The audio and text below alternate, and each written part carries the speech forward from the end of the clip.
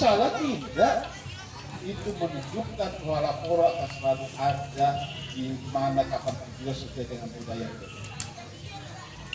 Nah, oleh karena itulah maka dalam prediksi bahwa laporan akan selalu ada, tentu harus ada organisasi yang mengikat.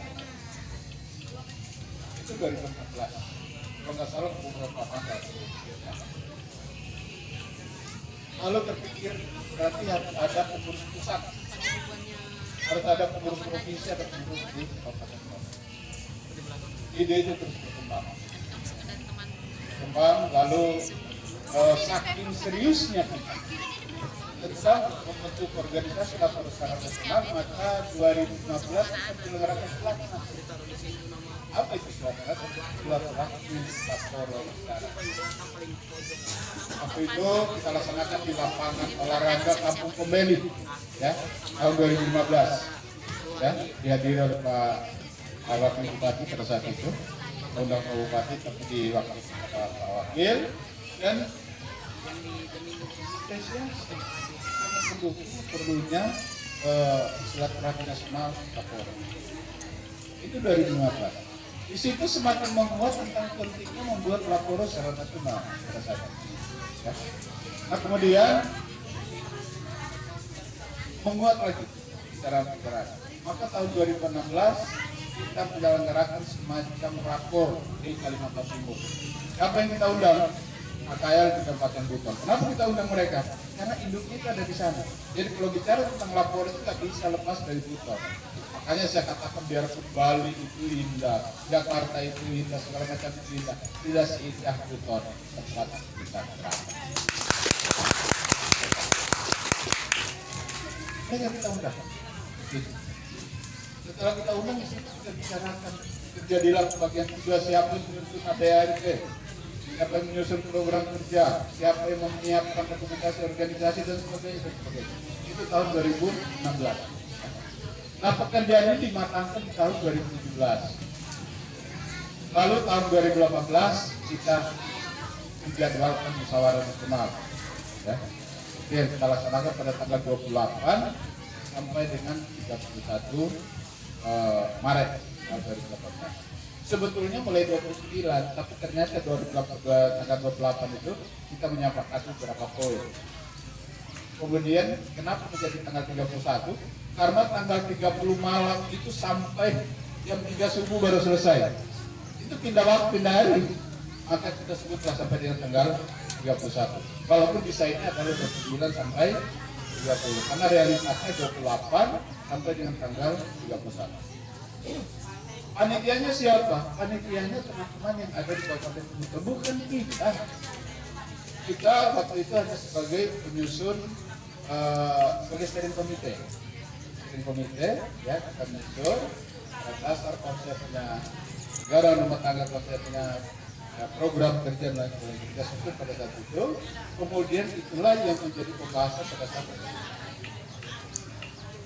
Melalui kesempatan ini, saya ingin sampaikan kepada teman-teman semua supaya ini pemahamannya sama, ya. Pak Dudin waktu itu, kemudian Pak Lahamu dan beberapa tokoh, ya, termasuk Pak Lahamu segala macam. Kita ingin KKL ini supaya bisa berkembang dengan bagus, maka yang memimpin harus Pak Bakri. Ini benar, ini tidak ada rekayasa. Dan mereka ngomong kepada saya, oh yes, ini juga ada pikiran yang sama. Kenapa Pak Bakri? Karena dia memiliki potensi yang sangat baik untuk bisa menyatukan laporan ini pada saat itu.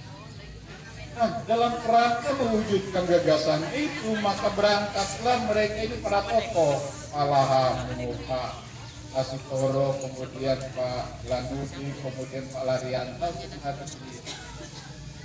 Ini cerita mereka. 3 kali mereka mau ketemu. Katanya pertama tidak ada tempat, yang kedua sakit, yang ketiga masuk itu tidak menerima. Intinya mereka menyampaikan pertama melaporkan kegiatan, yang kedua adalah meminta kesediaan beliau menjadi ketua umum. Ini kenyataan. Nah, kami tahu situasi itu setelah kita nyampe di kampung, itu langsung masuk. Oh, ternyata nggak bisa. Akhirnya dilepas. Itu penyelenggaraan Munas itu. Saya sebagai penggagas itu nggak ada satupun niat untuk menjadi ketua umum. Tetapi karena orang yang kita gadang-gadang ini tidak ada konfirmasi, bukan tidak bersedia, tapi tidak bisa dikonfirmasi. Jadi lain lagi bahasanya ya, teman-teman ya. Beda tidak bersedia dan tidak bisa dikonfirmasi. Jadi tidak bisa dikonfirmasi sehingga Munas harus berjalan. Maka pada saat itu disesuaikanlah dengan ADART betul, sesuai dengan tatib. Pertama, siapa yang boleh maju, minimal 4 dukungan itu baru maju tahap kedua. Majulah waktu itu, saya diusulkan almarhum Jamaluddin. Saya nggak tahu, saya di rumah itu sama istri. Malam-malam jam kira-kira sekitar jam 10 malam, jam 11. Akhirnya masuk nama saya, almarhum Pak Samiri, kemudian Dudin, Pak Ladiri, Pak Larianta, Arif Nari. Setelah dilakukan penyaringan, ternyata yang saya itu ada beberapa dukungan lebih dari 10, Pak Samiri 4 dukungan, yang lain nggak sampai 4. Maka gugur yang lain ini. Ya, ini sejarah ya, teman-teman sekalian. Yang lain gugur, maka tinggal saya dengan Pak Samiri pada saat itu. Sehingga saya berpikir bahwa saya kalau tidak maju ini berarti tidak demokratis nanti perjalanan organisasi. Akhirnya saya dengan beliau kami komitmen, yes, mari kita semarakan ini, kita saling mendukung siapapun yang menang, siapapun yang kalah. Maka terjadilah pemilihan tengah malam sekitar jam 1 kalau nggak salah ada satu ya. Dan akhirnya saya dipercaya oleh Forum Munas untuk memimpin KKR 2018-2020. Dari cerita itu kemudian berkembang. Ini saya harus buka, ini supaya nggak mispersepsi. Ya. Lalu berkembang bahwa dia sengaja mendesain KKL itu untuk maju di Buton jadi bupati. Kan seperti itu. Itu adalah persepsi. Ya. Sama sekali niat di awal itu tidak ada seperti itu. Ya. Jadi nggak ada hubungannya. Kalau kemudian tiba-tiba mau ngomong dengan teman-teman menyatakan yes seperti itu tempat yang lain. Setiap manusia punya baju yang banyak. Ya. Hari ini baca saya baca ya, Presiden, Suara, Ketua Ikatan Bidai Suara Kalimantan Timur, Kalimantan Utara, ya, kemudian KL, Sinar Kali Bunda, saya cari satu lagi terlupa, ya. Jadi baju itu banyak, jadi boleh kita punya baju. Yang penting pada saat kita berada dalam satu area tertentu itu jangan sampai berpindah yang sana, jangan. Itu juga boleh dibawa di tempat kesehatan. Itu yang saya kenakan. Jadi tidak ada hubungan antara dukungan teman-teman mendorong saya dalam kontestasi nanti tahun berapapun dengan posisi saya di KKR.